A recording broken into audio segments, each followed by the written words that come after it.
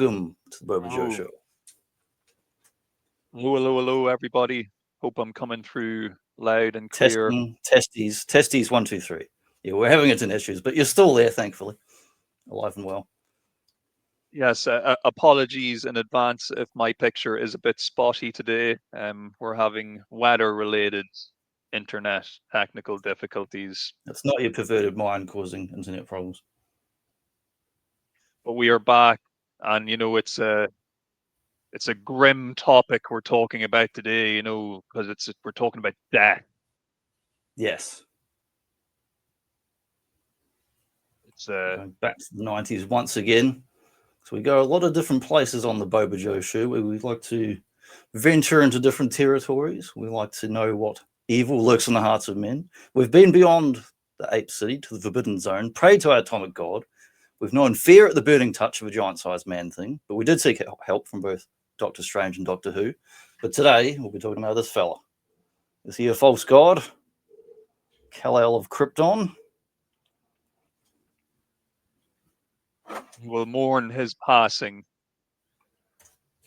We will read the gravestone and it will say, "Here lies Earth's greatest hero."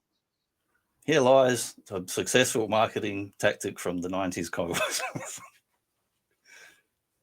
But also Earth's greatest hero. Just to catch up the audience in case anybody missed it, we have covered the Spider-Man clone saga, and it was one of those big 90s comic events that's quite controversial. But here we're really actually getting into the main event of that type of shit when we're talking about big comic events. This is the one that pretty much kicked off all the other, not every gimmick of the 90s, but the big iconic death of hero gimmick of the 90s. Of your big characters, your Spider-Man, your Superman, your Batman. Right? I suppose coming out the gates, we'll circle back around to it, but I suppose this one was also, you could say, a success in the sense that it penetrated the mainstream media. It was actually a featured topic of discussion on the news during the time period outside of the world of comics. And the issue where he actually died was sold in a lot of like news agents and bookstores and whatnot, and that had pretty much record-breaking sales for the time. And it's a simple story, maybe a bit overly simple for some people's tastes. But if we're going to complain about the Spider-Man clone saga being overly convoluted and complicated, at least with the death of Superman, it is a fairly straightforward story in the sense of it's a build-up to our feature villain turning up, then a big fight that goes on for a long time, and then the eventual end of the fight resulting in the death of our beloved hero. So in terms of it's not unlike a good wrestling storyline, really. It's like a big you don't often see Superman fighting someone who's his physical equivalent or stronger than him. Occasionally you get like a Mongol or some other dude, or Lobo, whoever's quite strong. But here for once you get someone who's not smart like Luthor, but who's just like a crazy powerful monster that's just like unstoppable, and virtually nothing about him, so it makes it kind of mysterious. We just know he's on this big path of destruction, wipes out people from the JLA on the big rampage, has a big battle with Superman, and then the real kind of story beats kind of play out in the subsequent story after that. We find out all the little bits of details and other stuff after the fact. So it was a successful story. It didn't sort of pad it out extra long like the Spider-Man story did. And it's just looking kind of at the titles that are involved, the various kind of Superman, strips that it takes up. It's a lot easier to kind of look at this list compared to some of the Spider-Man books we were listing out last week. It's like you've got Superman, Man of Steel, Adventures of Superman, Superman Action Comics, and Justice League, pretty much. Like, I know there's probably a couple of other Superman titles thrown in there, but I don't know. Some of those, when we were going through the list of the Spider-Man ones last week, it was just ridiculously long and trying to follow stories across the various kind of if it wasn't for me having access to those UK reprints, it would have been very hard for me to follow the Clone Saga. Yeah. On that note, though, I will say that my first exposure to the death of Superman was also through the UK printings. There was a broadsheet, kind of larger Superman comic that I was buying, and it was probably maybe like a few months behind the American ones, but that's how I got to read this Death of Superman. Oh, nice. And I got to read the trade paperback because my friend purchased it, and we had seen the actual issue where he died and the lead up to that. We were aware of it happening because it was at a time where we were both regularly going to the comic shop in Christchurch. And so I can still close my eyes and actually see the polybagged issue where he died with the black things. So you couldn't see the comic cover because it was kind of blacked out, and it had like the Superman, like you can see on our background here with the bloody S thing on there, and that issue definitely like sold out. Like, do you think is it a response to the 90s just starting out as being a bit of like a dud era for Superman? Do you think it's just like, oh, we need to I pick up don't know the for arcs, sure or? because it depends how deep you get into it. But like I mean, if you go pretty much back to Watchmen and Dark Knight Returns in the 80s, from there up to Image Comics, you could say there's a lot of real cynical storytelling in comics. It's like, you know, Superman and Captain America and Wonder Woman, that these goody two shoes aren't good enough for us anymore. We need all hard edged punks and outlaws and punishers and anti heroes and Wolverines. And, you know, so it was like the tide was changing to more like anti establishment sort of characters and all that. And then like Image Comics like launched doing a lot of gimmicky comics, some good ones too, and some great talent and some good stories amongst a lot of the junk they put out.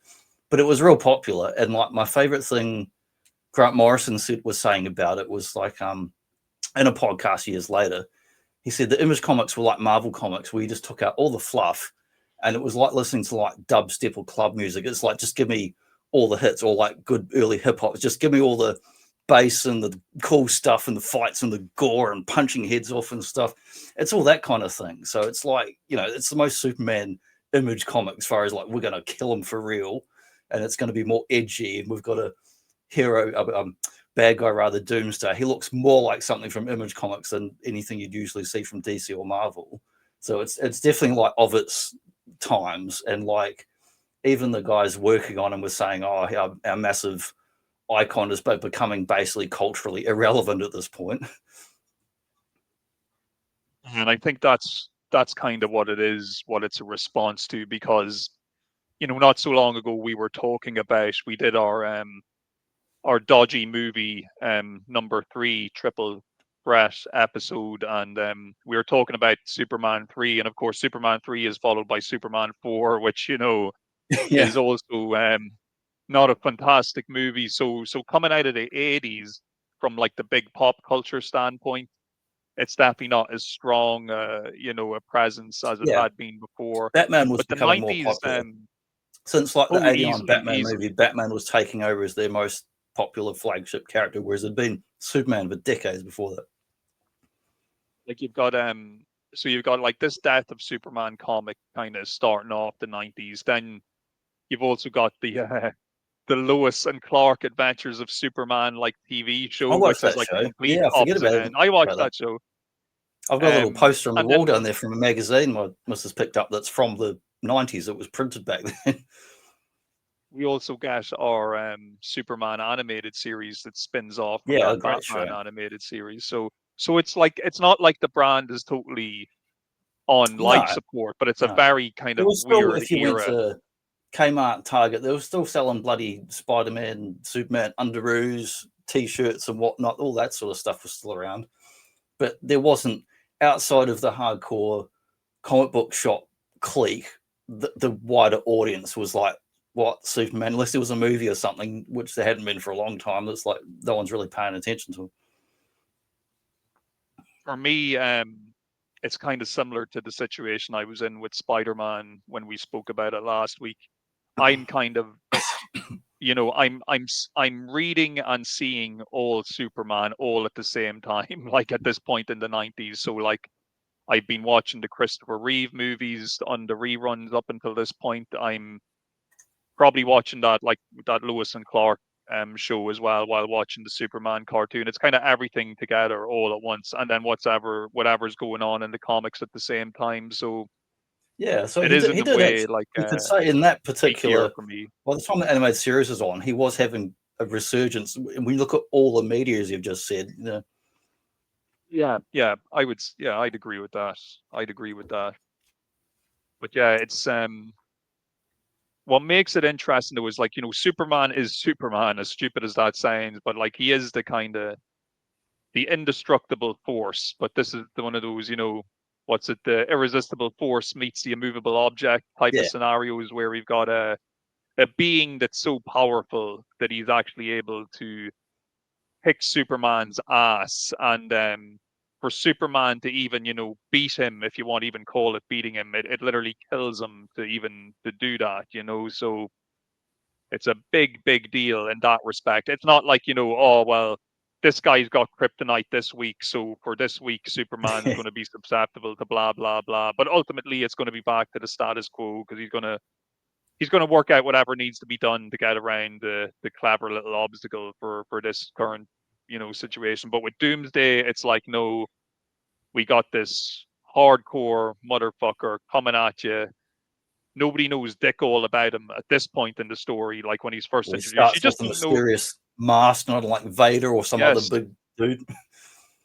it's kind of like it's like in Resident Evil 2 when they just drop in the big Mr. Yeah, XP like zombie the first pirates and that. time.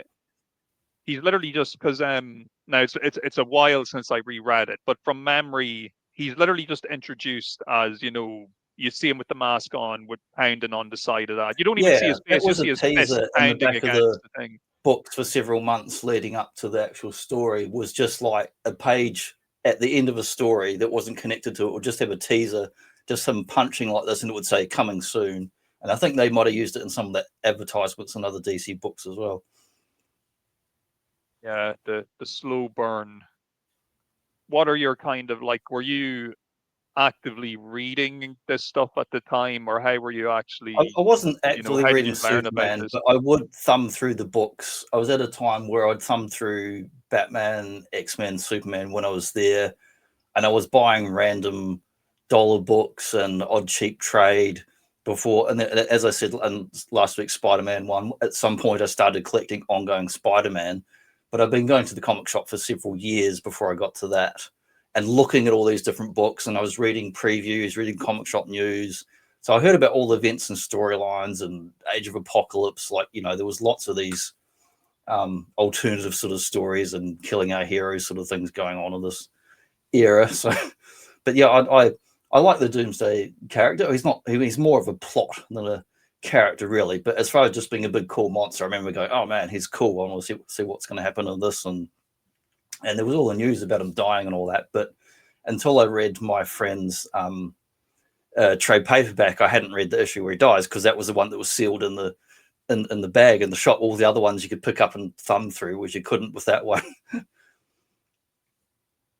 That's one of those items, you know, where I'm sure plenty of people are like, well, I'm going to buy one to keep because it's going to be worth Yeah, thousands of dollars in the actually, future. You know? that was a massive problem in the early to mid '90s. That I won't harp on about it, but we know in retrospect that a lot of people from outside of comic books, who weren't fans of comics, who knew nothing about the characters, created a speculator bubble. Like, there were investors who came in and started buying up all this stuff. And as a response, the companies, particularly DC, Marvel, Image, not so much Dark Horse and that, but started pumping out all these gimmick covers, all these crazy amounts of number ones and relaunches of books. They relaunched so many of their iconic character books with number ones because of this stupid speculator bubble, which eventually burst. So there's all these excess copies of books that are completely worthless that, well, no one outside of comic fans wants them, but certainly will never be worth any kind of money other than some stuff that was genuinely worth money because of that wasn't part of the speculator market thing. Like, but yeah, that became a problem. But it wasn't a problem for the companies because they're making more money. but it's still stupid. A similar thing happened in the last 5 years with retro video games, the $1 Million Mario. That's been proven to be a complete heist and fraud that people had driven up all these bids and were selling stuff back and forth to each other to create another speculative bubble. One thing we know about bubbles, they will burst, Mm. and the grift will be exposed. But yeah, like I said, at the time for me, it was all that Superman all at once, and I think it's a little bit maybe like with Spider-Man, the gravitas of what was happening maybe wasn't quite hitting with me, maybe the way it would have hit with someone who was like a long-term fan who'd literally been reading this stuff for years. Like there's I know we jump ahead a bit or we jump back and forth, but there's a moment in one of the issues where Doomsday, like, he just blasts through after like blasting through like loads of the Metropolis police force and stuff. He goes up against like Lex Luthor's like clone Supergirl and stuff, and like totally demolishes her and like wipes her out and stuff. And it's like real graphic, like you see her like her charred body like falling through the air and landing. And that was a later Supergirl. Because as you were saying that, I remembered a random issue of an older Superman comic I had from the dollar bins. And hang on, I'll see if I can go share screen here, because here we go. So this was a random issue unconnected to that story, but check out the costume there. It's not the first time we've seen a Superman in a black costume. However, that character right there, that is the very same character that was that Supergirl you just mentioned from that story, because that's Matrix. Yes, that's right. But you see, at the time, I was not aware of this. No, you wouldn't. So I just thought Supergirl was dead, as far as I thought. And I didn't know back then that it wasn't the original Supergirl. I just assumed it was the old one from the 50s and 60s, not another different version. So I can't believe that just happened. And like, to be honest with you, my only other exposure to Supergirl at all would be like the Supergirl movie. Like I wasn't like I wasn't up on the Supergirl lore. So, but there's loads of that. Like, what's the name of that? I meant to call them the Morlocks, but that's the Marvel Comics equivalent. But they're those type of mutant creatures that live beneath Metropolis. They live in the sewers. Yeah, they're basically the equivalent of the Morlocks. It's like same loads of influences. Loads of their guys get killed off in the story as well, which is probably maybe a bigger deal to someone who is reading long. Well, they were a bigger part of those 90s comics, those characters, because they were in the video. Like, there's a video game based on the story as well, and you see them in there. And like, I know we've been talking for nearly 20 minutes now, but in case people don't know this, like the story basically is, like I said, new very powerful enemy shows up after being teased and built up for a while, fights Superman, and it's a fight to the death, literally, because they both kind of, as far as we know, it's kind of the death of Doomsday as well at the time, isn't it? Because we don't know that he's still alive after Superman defeats him. Am I right in saying that? Like, we know. Yes, in the story at the time, isn't like the new issue, like he is dead. We don't find out till, several storylines later. We have the funeral for a friend. We have Death and Return of Superman, where we see the other side characters we'll get to in a minute. But then later on, there is a storyline called Hunter Prey, where we find out that Doomsday is a genetically engineered clone. Clone of what? Clone of himself with, I think they put Kryptonian DNA in there as well, which makes him super powerful. But the whole purpose of the science experiment was they created a being that they killed over and over again and forced a genetic evolution that he couldn't die the same way twice. So that means he's going to come back to life and Superman can't kill him again. It's I'm not sure what it was originally. Well, you said the name of it there. I've already forgotten because I've bad brain today. But the way it's collected in the trades is they just collect it together as like Superman Doomsday. Mm-hmm. And but that exact storyline that you're talking about, where it shows his origin in the laboratory and these scientists, he's being like cloned from cells, again. But he has the memory of dying like 1,000 times, and he's completely traumatized, and he's basically like a wild animal that's like a child with like 1,000 deaths of trauma. So that's pretty much why he goes around just killing the jelly and everyone. He's just like pretty mindless. Yeah, I suppose it would have to be something like that to be believable enough to be able to take down Superman in a kind of raw one-on-one setting. They've done stories years later where they've basically got their doomsday virus, and they've had it like DC doing like what if type storylines where Superman's turned into a doomsday monster or Batman's turned into a doomsday, where it's like even Lex Luthor now can go and buy the doomsday virus on the black market and basically inject someone and create a whole bunch of doomsdays. So it became a full on bioweapon, basically, like aliens and that. And yeah, and I think it's fair to say that the bloom's off the rose, so to speak, when it comes to Doomsday these days, because he's been played out. Like, they've reused it and went back to it lots and lots of times. I was actually shocked when after, because I thought I'd covered pretty much, like beside me here at the moment, I've got 3 volumes of trades, essentially. The first one is the Death of Superman, then Return of Superman, and then the Superman Doomsday collection. But then when I was looking up on Wikipedia, like before we were going to chat about it this week, I was like, holy shit, they redid Doomsday so many times in story. They just kept bringing them back. But they didn't, none of them really did anything new with it. They were just like, what are we going to do with this character again, sort of thing. Just rehash stuff as comics always do. Have you watched the DC animation Superman Doomsday from like 2012? I believe so, because they did 2 about 10 years apart. I don't know why, but they've done 2 of them now. But yeah, I did watch it at the time. I do remember enjoying it, but it's been at least 10 years since I enjoyed it. But when you watch a lot of those ones, it's like real cliff notes where it jumps around a lot around the story, isn't it? Because they're compressing a lot into like, I don't know, 70 minutes or whatever.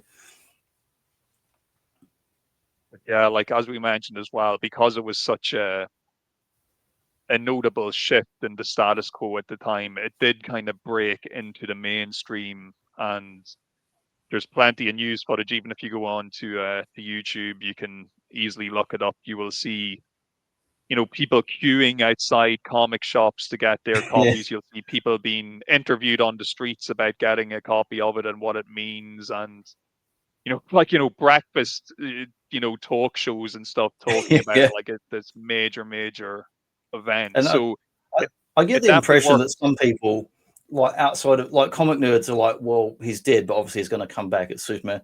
But outside of that comic nerd bubble, some people will be thinking, oh, he's dead and gone for good. It's like Hulk Hogan turning NWO. It's like, whoa, outside the bubble audience, it's like they don't get the fuller picture and what, not really in on the gimmick.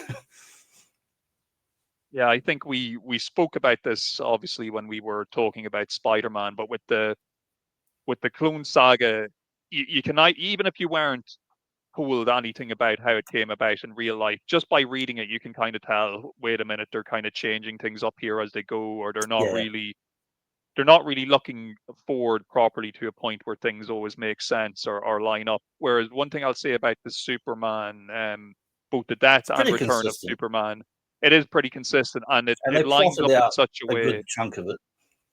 Yeah, like by the time we've kind of cycled through the various Superman replacements, you're ready for the real deal to return and be revealed that he's back and stuff. Like it's kind of, and not to say that like I'm sure people could have been convinced that, oh well, maybe this new Superboy is going to be the new main deal, or I don't think anybody was ever thinking that, Cyborg Superman was going to be like the full-time replacement. But, Superboy, you could believe.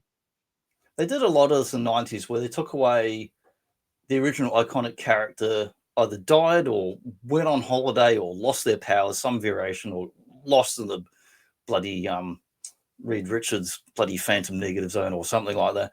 And then they brought in like the B guy, and the B guy who might have been a lifelong friend, like Rick Jones becomes a Hulk, or someone else becomes a Superman or a clone of. And they did a lot of this 90s. Like Thor had Thunderstrike, Ghost Rider had Danny Ketch, Hal Jordan, we had Kyle Rayner, we had like the B guy, but then they were growing it for a newer, younger audience of that period rather than the, it's not your grandfather or pops era. This is like for your generation. But then in the long running Marvel DC, a lot of the characters end up going, oh, we've got to switch them again. It's Wally West. Now it's Barry. Now it's Wally West again. But they ended up over the long term, basically just keeping all the versions of the characters to try and keep everyone happy. Whereas if you look at like Japanese and European stuff, they tend to go, oh, we're actually replacing this character. We're doing something different. We're either doing a timeless story like Tintin, where he never ages, like, most comics, or we're doing like year to year, it's Super Sentai and Power Rangers every year. It's just a different team, different guys, different team, different guys. Todd McFarlane certainly wants to make sure everybody's happy because he's released, it feels like, all those different versions of Superman and the Superman adjacent. I remember the mullet long hair at the time was like ruffling a few feathers, like, whoa, you can't have Superman with the mullet. Superman with the mullet and the very, very roided up. And he had stubble. Physique. Stubble as well. Yes. More badass for the 90s, Do you want to tell us? So then we get Death of Superman, and they have, he literally dies. But then we have Funeral for a Friend, which is a short story where it literally is like a funeral story. We see the expanded like Justice League, including like, I don't know, Justice League Europe and International. The people no one really cares about will turn up for a free meal. But then we get the Death and the Return of Superman. Before we get to him returning, we get all these other.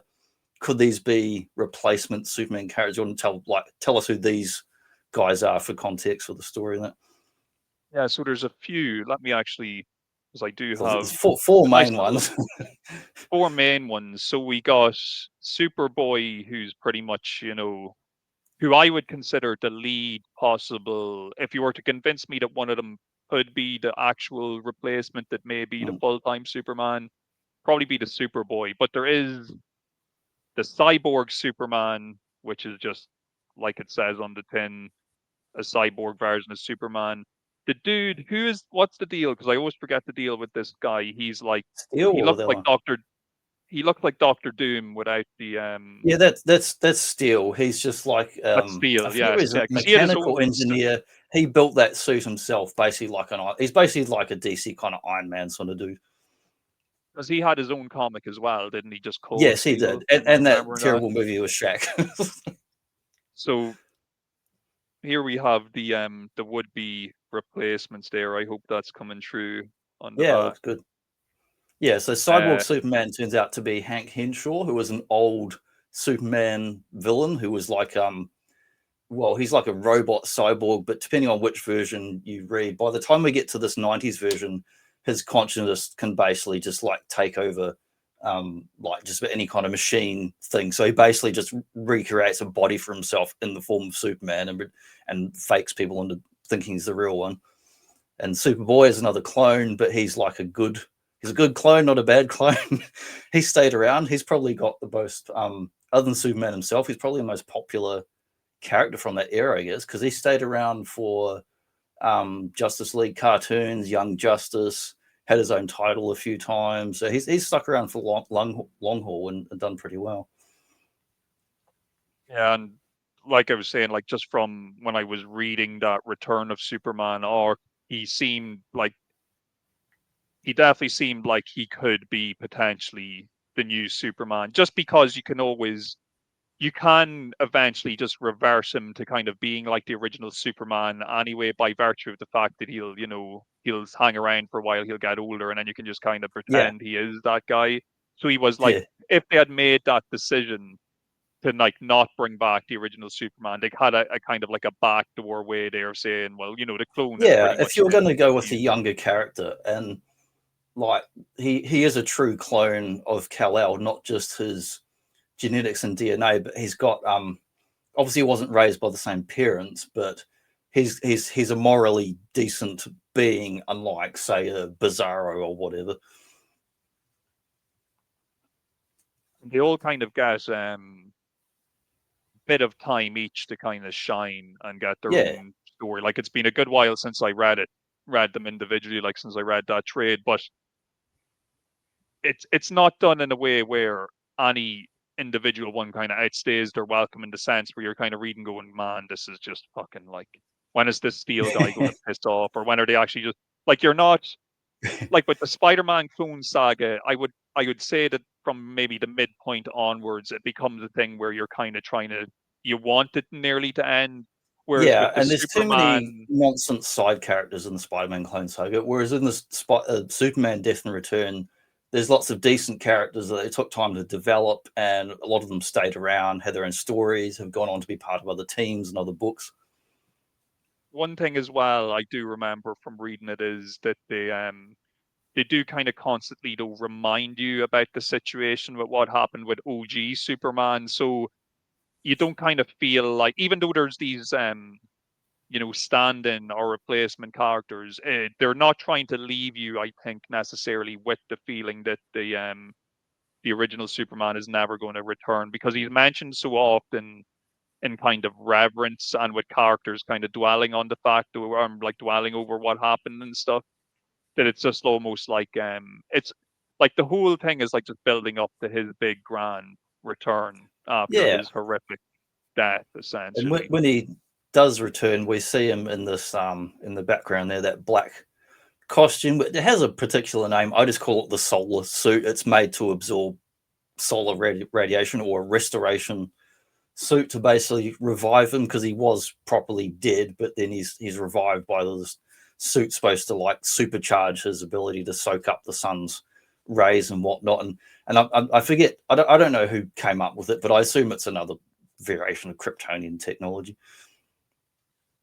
So if that happens, I think in '92, is that when they do that story?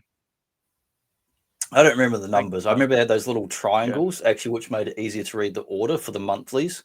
They had these little diamond triangles, like the Superman symbol, that told you the number of the kind of order of the stories going in, separate than the numbering of the issues itself. I'm just trying to think, because like how long would you say? Would you say it's over a year that they do the story of Well, him? the Doomsday led up to when Superman dies. That was about 12 months, nearly spot on. Then you got the funeral, which would be like a month or two, and then we had the substitute Superman went on for what, that was like another year or so. Yeah, so over a year of the substitute stuff at least, anyway. Yeah. Well, So like you've got the return trade, I just remember the death trade was like about this thick, and the death and return trade was like at least double, triple the size, because I borrowed that from a different friend, and that's how I got to read that story.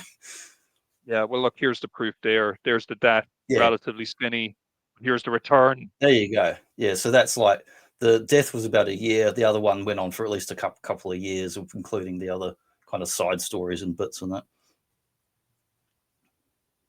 Um, I would say though they were successful, like I overall think in so. how they planned it and how they paced it, and the fact, I suppose, that they had the end goal that they stuck to. Marvel might have had an end goal with the Clone Saga, but they didn't stick to it. They moved it Yeah, around well, and changed things but up. part of the problem was the changeover in artists and writers and group editors, like that caused more chaos when it should have ended. And then you had people, I didn't realize some of the people that actually worked on Superman at this time were actually working on some of their Spider-Man books. And some of them left because they're like, this is still going on. We want out. We'll tap it out. You mentioned earlier on, when we were talking about the kind of the simplicity of the story, the similarities between it and like a wrestling kind of angle almost. Even the Yeah. whole the return was almost booked like a wrestling return, where they're like giving the Or even get audience these even the little black snippets. costume, like Hollywood Ogre. It's like Yeah, definitely yeah. the era for the anti-heroes. He's back, but with a fresh coat of paint. Yeah, and even that was You like it's a special suit and all that, but we've seen that turn up a few times now in the old like action figure lines, and that where that black suit's become quite well known now. Yeah, Toddy Mac I'm pretty sure has produced a lot of these variants Yeah. of these Superman looks. I would like to get a modern figure of Doomsday himself. I do have an old DC Collectibles one that's kind of small. I'd like Yeah, something big and McFarlane's bulky. done it a couple of times. The first time they unfortunately did the first sculpting of the Buck, which is the Doomsday figure, regardless of which version you buy from McFarlane, that the modern 7/8" ones, they did it as Batman because it was from the Dark Knight's metal story where basically the story was there was an evil version of the Justice League, and they were all Batman from like this nightmare dimension. So there's a version of Batman that's become a Doomsday and taken over Superman, the role of Superman. Doomsday's powers. There's a version of Batman that's become like the Flash and's got the Speed Force, and there's a version that became like Wonder Woman, became like he took over from Ares and became the god of war in that universe. So that's why that exists. And then when it did the next version of the bucket was actually as Doomsday, but that was a bit harder to get because I think it was in like a 2-pack or something. But you can still get it around. Yeah, I've seen the 2-pack one. I have the Batman one, and I went, it's good enough. I don't need another one. We'll see what Mattel comes up with when this license kind of switches over. Maybe they'll put out did some decent decent ones the first time around, like the Mattel Doomsday. I still remember that one. The one that I have, he actually comes packaged with a copy of The Death of Superman and with a Superman figure. It is a nice little figure set. I just never opened it because it looks nicer as a display piece with the comic instead of something I'd ever open, especially now. Like it came out in like 2006 or 2007, so the figures aren't really anything special to look at individually, but when you kind of see them together as a set, it looks nice in its box. So yeah, so I'll probably end up keeping it. Look on here, the older version of from a couple of years ago, basically the 90s Doomsday figure is a bit harder to get now, but you can get another one they did after that same buck repaint, but I don't like it as much. I'll bring it up here because I'll just have a quick look on Amazon. So this one is the same figure again, but they've reskinned it to be more like New 52 era because his head basically looks like there's a different head. It looks like the bloody Predator. It's stupid, but it's the same buck as far as the bulk. Yeah, he's got the kryptonite spikes. The regular version, they were just white, not glowing green, because they've done several versions of it. Will any other ones come up from me? Didn't say. They did. No, wants to show me rubbish. Doomsday. Yeah, typical Amazon wants to show you like music albums and books and not the thing you want. It would be really cool to actually get a version of the picture we have for our background today of him kind of still with the mask on. Yeah, still with that half ripped off covered up Vader Japanese style costume on. As far as you know, because I know there's a decent amount of time that happens between, say, where that death and return happens, but then they do that kind of Doomsday origin thing. Yeah, like Hunter Prey, I think that was the miniseries. Was that something that had been planned like in advance, or was it something they just decided to do? I couldn't tell you based on, like, you know, when they come up with the character, sometimes they've got little production notes about what they might do or not do. And that's like internal or someone's scribbled note on a sketch or whatever. I don't know if they'd planned out his actual origin. At a guess, I would say probably not, based on the way they typically did comics in and the timeline and how busy people are. Probably not. Probably they came up with that later on, I would think. But there's bound to be, and there's a couple of those DC documentaries around. So I think some of them are still on YouTube where they get into stuff like that. But yeah, I remember reading the Hunter Prey. It was like a 3-issue prestige format thing on glossy paper. So it was the size of 2 or 3 comics. So it was about 6 monthlies and 3 books. I read that in the public library and like a few years later. And I was reading that and going, and then it gets into how they basically engineered him as a bio weapon and all that. So I liked that they added that little addendum and kind of fleshed him out a bit, but they didn't try and cram that into the beginning or middle of the story because that would have given too much away instead of having the mystery. And you might have felt a bit sorry for him as well, because I don't know about you. Yeah. It is pretty harsh, that storyline, his creation. Like, it's pretty nasty. Like it's completely like abusive and traumatic. It's horrible. Yeah. like their methodology for making him as powerful as he is completely just like amoral what they actually do. Yeah. And especially the way it's drawn and that, like, you do kind of get to see these, like, what you could describe as like baby versions of Doomsday being like killed and stuff. It's very, very not nice. Like the idea of what he is, the kind of cruelty of it all. Because when he's introduced first, you know, they have that little bit where when he breaks out first and he's literally like leaping across America on his way to Metropolis, and a little bird lands on his arm, and it's there like, Tweety, Tweety, I'm a little Tweety bird, and he just like crushes it in his hand and laughs, and you're like, oh, this guy is a cruel motherfucker. But then, like, if you knew about his origin, you'd probably feel sorry for him, because that's a shitty deal you got in life, pal. That fucking indestructible killing machine. Yeah, it was definitely like the big iconic 90s Superman bad guy monster thing. And then like post year 2000, they've done other various stories that are forgettable, where different appearances. The Doomsday Virus has had storylines where, have Doomsday, lots of Doomsdays and whatever. And they've done all sorts of stuff with since, but none of them have the impact of the original version of them. None of them as interesting as that first story. It's just hardcore. Like, it's the way, like, so many of the panels and stuff, you have so many images of whatever the hero is, like whatever member of the Justice League, doing something, and Doomsday just not reacting to it. Like, there's, you can hit him with anything, and he's just coming and coming and coming. No selling it. No selling it. Metropolis gets absolutely ravaged, even before the actual showdown fight, just when he's going through, just like massacring everybody he comes across. And they're trying to sound like the cops. It'd be like if you took like Godzilla and shrunk him down to like human size. That's what it's like. He's just like this wall of muscle and mass and unstoppable. And I know I keep going back to the Clone Saga. I just can't help it. But it's just a 90s thing. But it's like Kane though as well. You've got this like super cool new villain that's just so powerful, and you're kind of like, this guy's such a badass. He's got a fancy costume. He's got weird. And he's got Doomsday even has a little bit of windswept hair when he's got it sometimes there as well. I like the way Doomsday's kind of bone design makes it look like he's got a goatee, like a bone goatee or whatever as well. It's. And then he's got those crusty ones that come over his eyes and all that.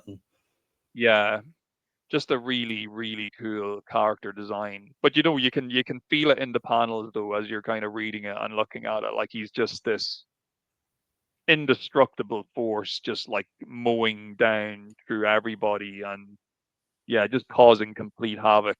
And like in the build-up, I'm sure at the time, lots of people were like, even people who had seen the title of the cover, they were probably thinking, well, he's not actually going to die. Like, Superman's not going to die. It's just a metaphor, or it's just some type of it's not actually going to be what it is. And then it turns out to be what it is, and we do actually get Lois holding him in her arms and stuff, and like, lamenting. And they must have been Star Trek fans, because I remember when he actually dies, it's the old double axe handle. Yes. And it's great, he's bleeding, like it's weird seeing him so smashed up. And it's rare to see Superman bleed at all. Yeah. It's and like I was saying earlier, like, you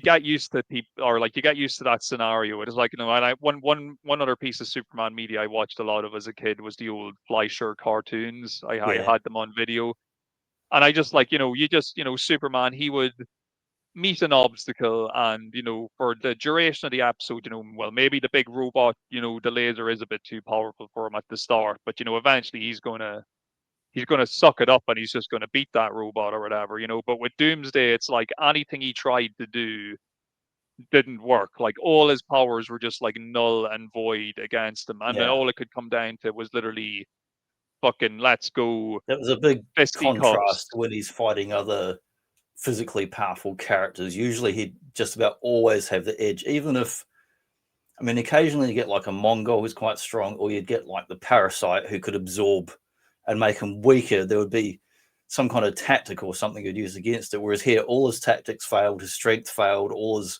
scientific genius and wisdom and smarts from fighting Luthor and a Brainiac and whatever, all that stuff just failed.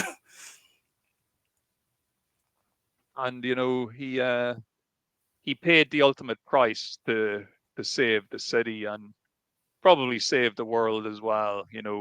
What would Doomsday have continued to do had he just bulldozed through Superman?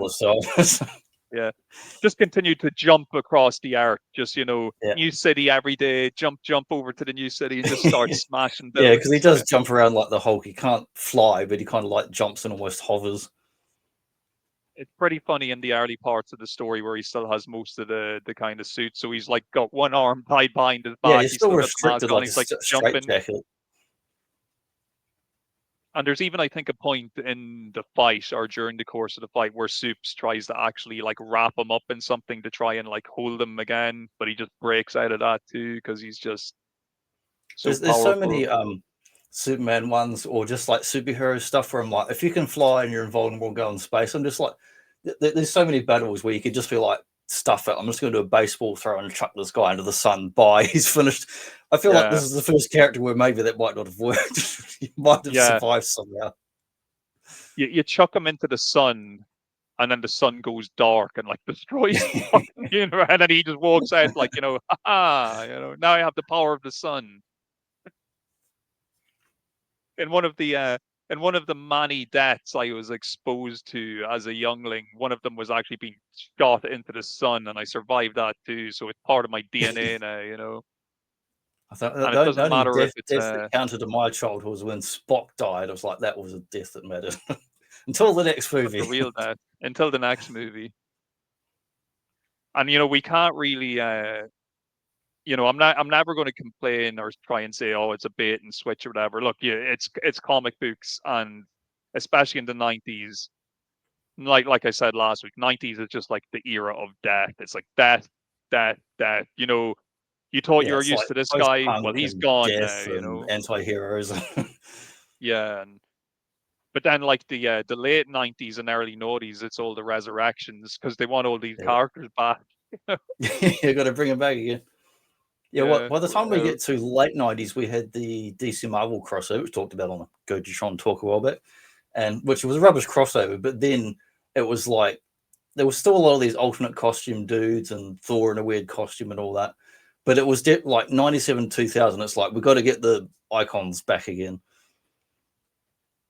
Actually, Superboy, who we were talking about earlier, he's probably like I just haven't read most of his stuff in general, apart from during that Return of Superman arc. But he was in a couple of those Marvel crossovers, wasn't he? The Marvel DC He was crossovers. actually in the main fight in that DC Marvel. It was him versus Ben Reilly Spider-Man. So it was clone versus clone. Clone versus clone. Bit overpowered to be fighting a Spider-Man, though. Yeah. Not a fair fight. Fraud versus fraud here. But I would say, like I said last week, I do enjoy the Spider-Man Clone Saga mostly, and it's one of those things, it's happened now anyway. So like, what's the point in complaining about it? Whereas I think with the death of Superman and the return of Superman, I enjoyed it at the time, and I could still probably enjoy it now. Like the last time I read it would have probably been maybe a couple of years ago. Was the last time I reread it. I have been flicking through the panels just for when we were coming up on today's show, but yeah, I wouldn't be like lining up to the story.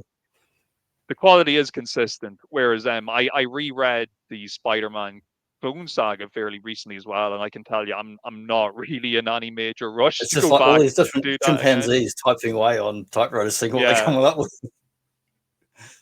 Like just the coherency alone of Death of Superman, I think it makes it an easier story to return to. Yeah, like I will say as well, Spider-Man one, if it stuck to the original like 1 year story and not dragged it on for 4 or 5 years, it probably would have been better. I must dig out because I'm pretty sure I do have it in storage in the house. One of these days I'll go up to the attic. I do still have my bigger broadsheet UK version of the Funeral for a Friend with the gravestone cover, the Here Lies Art's Greatest Hero. I actually still have that, like literally my copy from the 90s. I still have that in the house somewhere. I think it was like Fleetway, I think, were the name of the company. They'd publish the American comics, but they'd publish them on bigger pages. Like the pages were just bigger, so you could really just like soak in the artwork. Nice. Not that I knew any different anyway, because I couldn't get the American version, so I didn't know what I was reading was bigger. I just remembered in the mid '90s there was a random issue of the Hulk I had, and he's in like a VR simulator, like the X-Men's Danger Room, just doing a battle and talking to people. And he's kind of punching all those characters on a slightly off panel, and one of them is actually Doomsday off edge. You can see half his body, but not his face. But you can see his arm, the green costume, and the spike sticking out. And he's going Doomsday, and Hulk's going shut up, and just punching him in one hit and knocking him away.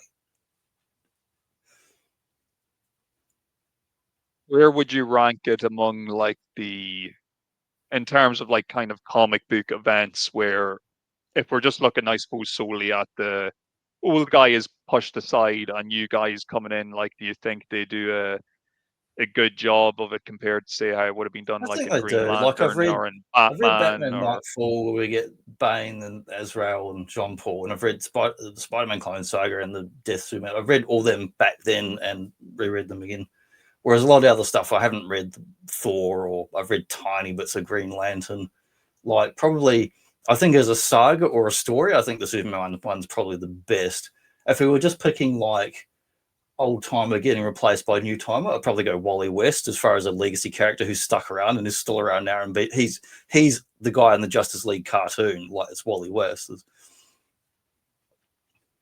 they're not rug pulling you either. They're not saying like, okay, this guy is definitely the new guy, 100% he's the new guy. Yeah. In fact, not only is he the new guy, he might actually be the original old guy. That's how behind this guy that we are. But Yeah, psych, no he's time travel melted, he's shenanigans. dead. Yeah, he's turned to a pool of melty pus. Sorry about that. And the old guy's back. Yeah. So Yeah, so they've at done least you it didn't with feel Batman. like They've done it with multiple flashes, and I mean, it goes all the way back to the Golden Age and Silver Age. Of course, we had the Jay Garrick Flash, and then you had Barry Allen, Wally West, and they've done with so many characters. They've done all multiple versions and brought them back. And I actually like in DC, you got Justice League and Justice Society. I like they actually kept around the Silver Golden Age which I think originally they were Earth 2 or whatever the hell it was. It was a different Earth, because remember it was Flash of Two Worlds where they're running on that cover. But yeah, I like that they actually brought those guys back and they've had appearances in even some of the TV shows and all that. It's cool. I'll just, because we've mentioned a couple of the DC properties here, I think I should maybe mention as well, at least to me, in the 90s, it feels like Batman and Superman are like way up here when it comes to DC, and then everything else, it just feels everything like else. it's like there's such a big gap. Because I will admit, like, I am not really up to speed on Green Lantern and just to be honest, lots of other DC stuff. But I think the main reason for that is it really took a back seat during this period of time when I was first getting into the Well, there was comics and decent stuff Green like Lantern that. comics during then, and there was decent Ghost Rider ones, but it was like most of the time you're reading your A, B characters. Most people aren't reading the C characters. And like post year 2000, I really enjoyed the Jeff Johns run on Justice Society. It ran for 30, 40 issues, and it did lots of cool throwbacks to like 50s and 60s stories. And that's where I got to know more of these other characters. I'd heard of the Spectre and heard of whoever else in the original original Green Lantern and whatnot, but it was cool to actually see them functioning as a team and doing all these other cool stories. And Flash was kind of a bit bigger for me because there was like either an old Flash movie or an old Flash TV show that I'd been yeah, the familiar with. TV So show was John Wesley's Ship in the 90s was good. They really he padded had a out bit of that a presence. suit the same way they did the Michael Keaton Batman. They did the real puffed out, chest and flesh, and not meant to be that big and muscly. Yeah, plastic chest muscle, plastic pec. But yeah, it just definitely in the pecking order, it felt to me like, it was Batman number 1, Superman number 2, and then this like big gap between everybody underneath them. And to be honest with you, when it comes to the 90s, you could probably say the same for Marvel. It was like X-Men and Spider-Man, and then everything else, they just stopped kind of putting as much. Like after the 2000, they did manage to bump up some of their B and C characters and give them some decent books again. Like, as bad as it sounds, and I know this sounds bad, I used to kind of look at like Fantastic Four and stuff like that is like, oh, those are like, those old superheroes that used to be Yeah. popular, Yeah, they had some pretty that's the dud way comics in the 90s, but they got better later on. yeah, their presence was Actually, kind of resurrected. Reed Richards got replaced by Doctor Doom on the bloody team. Actually, I'm sure it was Doom, or it was the other guy that's Doctor Doom's nephew, whatever the hell he is, but he also wears the same identical Doctor Doom suit. So. I probably will. Like I said, if I had to go back to something, I could easily pick up that Death of Superman. Like it's easy enough to read, to get through. The story is simple. Even Batman Nightfall, the story is kind of simple in that as well, but it still is a little bit long in the tooth when it comes to just like rereading it and the stuff like Batman that. books, like the Spider-Man books, when they went from having one or two, I mean, Batman for a long time was Batman Detective. Then they added in like Shadow of the Bat and Bullshit of the Bat and whatever other nonsense. And Spider-Man followed suit for marketing purposes. Used to be just one or two titles in an annual. They started ballooning all these titles and the X-Men.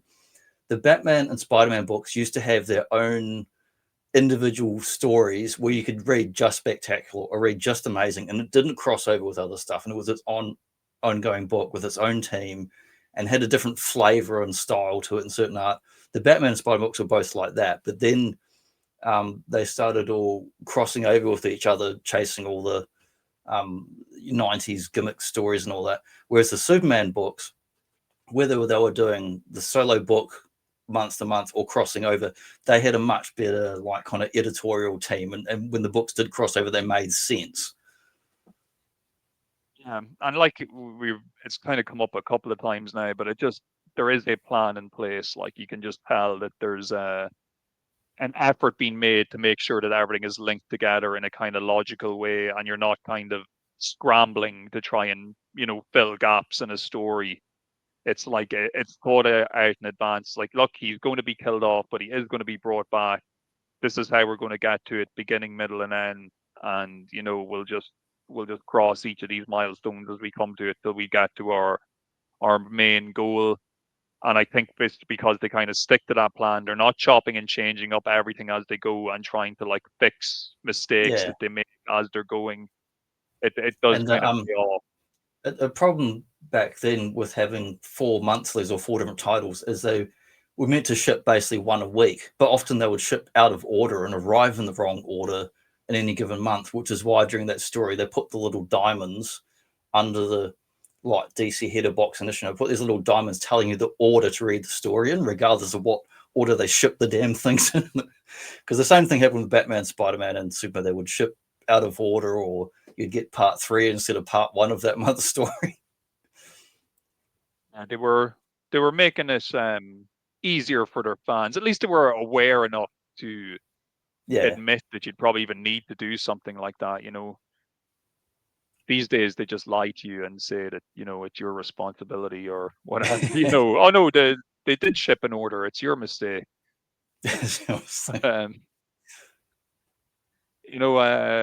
There's a possibility, and I'm not sure. We have to maybe just nail down whether it's next weekend or the following weekend. But we may be having a returning guest reappear on the show. There's talk of the Epic Badger himself. If he's available, we can hang up. For some micro playset discussions. So they'll be so micro sized that I won't actually be able to see them. Yeah. But we will definitely at some point in the near future be having Badger on, whether it's next week or the week after. Yeah. Other than that, though, do we have anything else in the pipeline? We always have something in the pipeline. Bunch of plates spinning. There's a bunch of plates spinning. I've got a few other topics lined up, but I've nothing definite specifically for next week. We'll keep it open for whether Badger's on or not, and. But I've got a list of topics, but then sometimes I kind of just change the order around depending on what we need week to week. So I'm thinking of doing some more comic book topics, and I'd like to talk about some of the ones I read as a kid, like Tintin. It'll be kind of cool, and then stuff I got into much later, like Hellboy. That's a cool book, and it'll be like to do a sequel to. We did a movie talk a while back where we talked about like great cinema experiences. Where we went to the movie cinema at any point in our lives, where it was just a really enjoyable experience seeing something in the cinema. I thought a sequel to that would be fun. I've already written down several suggestions of movies and that, and ones that came to mind, including another thing I remembered that I didn't remember previously. Another like vague memory from when I was like a young kid and saw a movie with one of my parents, so I can like just remember it. Lots of material there for us to discuss and to revisit, or possibly even in my case to visit for the first time. Like Yeah, I would have a casual knowledge at best, I would say, of Tintin. I used to watch the Tintin cartoon series. I don't think I've ever actually read a Tintin comic, so it would be interesting well, for there you me go. to actually learn a bit about how it Can do an how it overview. Can be works, an how it came education. about.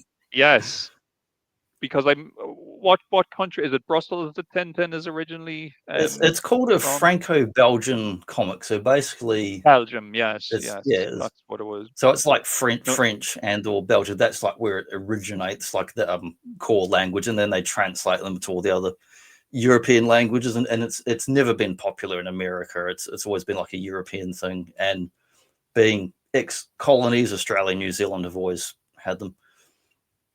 I know. I remember when I was in Brussels a few years ago. I was outside like the company that publishes Tintin. They actually have a they've it signed off, so you'll know that that's where it originated from or Yeah, whatever. but like Uh, to me, I mean, Tintin and Asterix and Obelix, they're like the most iconic European comic characters. And then when I think of Japan, it's like Astro Boy and like Dragon Ball and Pokemon and Sailor Moon. I mean, there's hundreds of other ones, but the big icons that have been known for at least 2 or 3 generations. and then kind of on the opposite end of the spectrum of what you mentioned there, Hellboy, another character that I only would have like I'm ashamed to say, like just like once again like a casual level of knowledge. Like I've seen the Yeah, Hellboy movies, I've read like a couple of the comics, but like movies I are would say fun. my Like there's not that many Hellboy comics compared to your other big companies. So this you can kind of they're mostly self-contained stories, so they're good. You can just pick up and read a whatever story. And to me, the fun of the Hellboy ones, it's like watching season 1 of the X-Files. All these like cool, occult, weird, urban myth kind of stories that don't relate to any other crazy continuity and other stuff. They did add a little bit of Hellboy stuff in later on, more for the movies and that. But mostly they're just self-contained stories where he goes off, not unlike Fox Mulder, investigating a mystery, finding out some mysterious goings on, but he just happens to be this demon character instead of a human. But he's very much like a human person. His attitude and walking around eating and smoking, whatever he's doing, and getting annoyed because it's like a job. It's like a job. It's like, I got to go over here this week, and he's kind of like the Thing. He's a bit like the Thing. well, definitely like the limited exposure I've had to the character and the stories like that so far have been good. So and it's one of those things. Like obviously, I know we talk about things that we've seen or read loads of times before, but I do like kind of dipping my toe into the lesser known waters of areas where I've Yeah. kind of maybe been neglecting. So it's good. It would be a good excuse for me to actually, Well, I could whether do it a be do a combo Tintin, whether it show. be We could cover a Hellboy. few different things sort of briefly rather than getting too deep into stuff that's like off, like things I'm familiar with, but you're less familiar. I won't go like too deep into it. I can put some visuals and put some stuff up for context. It'll be you taking me on a journey of It'll education and enlightenment be like to broaden in the Gene broaden my Wilder Willy mind. Wonka, the scene where they get on the boat and he just starts screaming and there's weird music and everybody's freaking out. It's just like that's my kind of tour. But definitely, folks, yeah, there's lots of stuff always kind of cooking in the background. Yeah, and we'll We definitely can talk about definitely be other starting to like that. we'll definitely come back, swing back around to more wrestling topics later in the year. We'll definitely touch on some more Chuck Norris and Jean Claude Van Damme and stuff like that.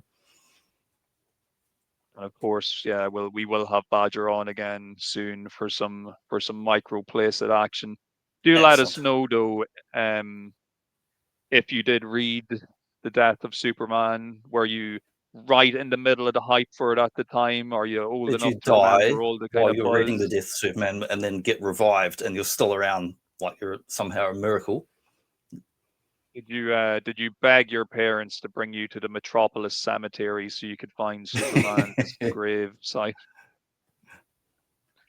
Yeah, let us know, and let us know, like, do you enjoy these kind of these deep dives into these controversial 90s comic topics? Because if you do, we could definitely go back and do you know, Batman Nightfall and a couple of the That's the other obvious one. events. Yeah. We could do. So let us know, and yeah, just keep watching, keep listening, give us a like, give us a subscribe if you've not subscribed already. All the YouTube things that people ask people to do on YouTube. Send us a Buy briefcase the with $1 million NFTs. and then put a return, and I'll post it back to you because it doesn't belong to me and the mafia. That might come after me. Buy the NFT merch. We had to take down some NFT recently and then re-upload them so they have special EMF protectors on them now to the protect you 4D, from 5G. kaleidoscopic, stereoscopic, smell-o-vision, 3D prismatic sunglasses with all the holograms were giving some people headaches, so apologies for that. Yeah, it's all been tweaked now, and our lawyers have signed off to say that we're not going to be liable for anything that may happen No, definitely health-wise not. as a result of it. It's all above board. It's all been finalized. But yeah, check back with us next week, and hope to see us all again soon. Okay, too sweet. We'll catch you guys next time. Too sweet. Take care, folks.